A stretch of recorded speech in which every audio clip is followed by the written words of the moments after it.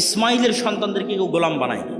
এই জন্য ইসমাইলের সন্তানেরা অধিকাংশই, দু একজনের কথা বলা যাবে না, অধিকাংশই জন্মগত মিথ্যা ধোঁকা জানত। তাহলে কি দাঁড়ালো বানু ইসরাইলের সামারি আর মোহাম্মদ সাল্লাল্লাহু আলাইহি ওয়াসাল্লামের বাপ দাদা আর বানু ইসমাইলের সন্তানের সামারি? যে গোলামি করে, গোলামি থেকে কি স্বভাব আসে? দুর্নীতি, 2 নম্বরই, ধোঁকাবাজি, মিথ্যা। আর যে নেতা, যে নেতৃত্ব দিবে, সে মিথ্যা জানে না, সে দুর্নীতি জানে না, সে 2 নম্বরই জানে না, সে ধোঁকাবাজি জানে না। এবার চলে আসেন আমাদের কাছে।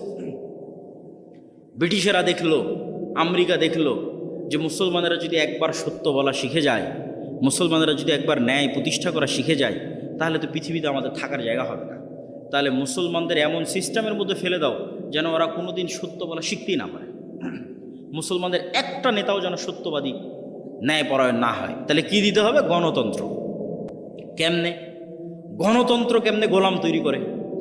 গণতন্ত্র এমন এক সিস্টেম যেখানে এক দলের নেতা আর এক দলের নেতার বিরুদ্ধে বলবে তো বলবেই, একই আসনের মনোনয়ন প্রার্থী একই দলের, আর বাকি মনোনয়ন প্রার্থীগুলোর বিরুদ্ধে যদি 2 নম্বরই না করে, মিথ্যা না বলে, টাকা পয়সার লেনদেন না করে, লিয়াজু লবি মেনটেন না করে, তাহলে মনোনয়নই নিয়ে আসতে পারবে না।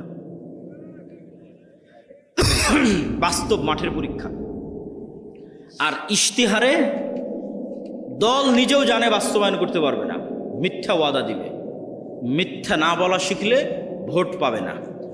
আর যারা ভোটার, সেও মিথ্যা ওয়াদা দিবে। যত এমপি প্রার্থী আসবে, হ্যাঁ ভাই আপনাকে ভোট দেব, 500-1000 টাকা, 500-1000 টাকা, হ্যাঁ আপনাকে ভোট দেব।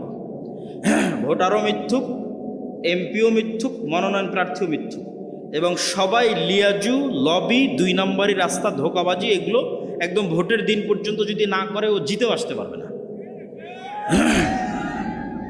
তাহলে এই গণতান্ত্রিক পদ্ধতিতে 300 এমপি নির্বাচিত হয়ে গেল। এখন বানু ইসমাইল আর বানু ইসরাইলের এই যে আগের ফরম্যাট আপনাকে দিয়ে দিলাম, এই ফরম্যাট অনুযায়ী আপনি বলেন যে 300 এমপি নেতা না গোলাম? একটু জোরে বলতে হবে, নেতা না গোলাম? গোলাম। এইটা যদি একবার বুঝে গেছেন, তাহলে বুঝে গেছেন যে মুসলমানদের সমস্যা কোথায়, মুসলমানদের কাজ কি।